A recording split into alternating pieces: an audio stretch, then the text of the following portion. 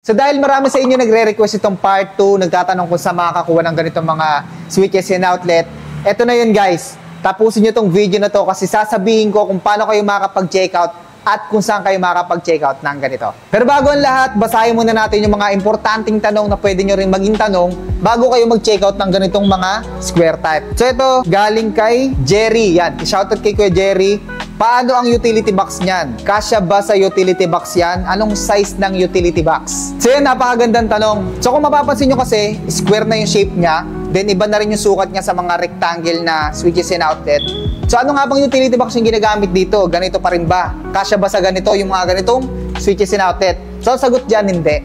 So kapag ganito yung gagamitin yung switches and outlet, mga square type, ang utility box na gagamitin nyo ay hindi na yung ganito mga rectangle. So ito na yung gagamitin nyo.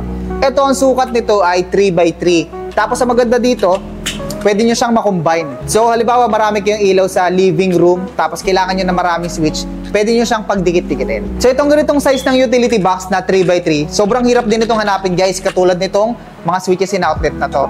Pero mamaya, sasabihin ko sa inyo kung saan nyo siya ma-check out. Pangalawang tanong, ito galing naman to kay Boss Mark. Boss, may 3-way ba yan? So yung tinutukoy ni Sir Don is yung mga switch, may 3-way ba nito? So itong nakikita nyo na to is available siya sa 1-way tsaka sa 2-way. So wala tayong 3-way, ang meron tayo 2-way. Ganito nga pala yung mga 2-way na switch. So sa mga 2-way na switch, ganito siya.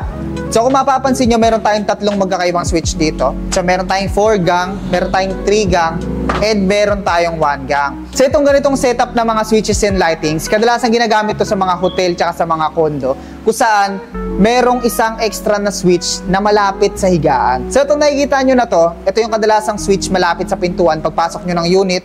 So nandyan yung para sa kitchen, syempre nandyan rin yung para sa bedroom tsaka yung para sa sala. Tapos syempre yung ilaw sa bathroom, nakahiwalay naman yan, nasa loob yan. So ang purpose itong 2-way na switch is para ma-access nyo yung ilaw kahit na hindi na kayo tumatayo ng higaan. So pwede nyo siyang mapatay, pwede nyo rin siyang mabuksan. Nga pala guys, yung 3-way tsaka 2-way na switch, pareho lang yon. So ang ibig sabihin lang nun is pwede nyo ma-access yung ilaw sa dalawang magkahiwalay na switch. Pangatlong tanong, so ito galing naman to kay Madam Shane. Ang tinatanong niya, sa mga ongoing construction na bahay lang daw ba pwede yung ganito? Paano daw kapag meron kang old house at gusto mo i-upgrade yung mga switches, posible daw ba?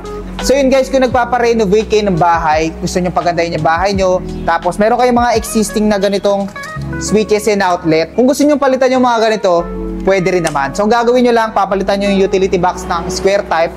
Pwede kayong mamili, pwedeng orange, pwedeng white. Tapos syempre, magpapalit kayo ng switches and outlet. So ganun lang kadali guys. Kung meron kayo existing na ganito, gusto nyo palitan ng ganito, walang problema dyan. Papalitan nyo lang yung mga utility box nyo ng ganito, na ang ganito mga square type. So ito na yung pinakahihintay nyo guys, yung pinaka-exciting na part. Sa mga hindi nga pala nakakaalam, itong ganitong switches and outlet, sobrang bihira niya dito sa Pilipinas. So ngayon, saan kayo makakuha ng ganito? Paano kayo makakapag-checkout? So una sa lahat, kung taga Valenzuela kayo guys, puntahan nyo lang ang Trev Electrical. Search nyo lang sa Google Map, Trev Electrical General Merchandise. Malapit lang yan sa SM Valenzuela, sa Karuhatan, Valenzuela City. Tapos kung malayo naman kayo sa Valenzuela, for example, taga-probinsya kayo, pwede naman kayo mag-checkout sa TikTok shop.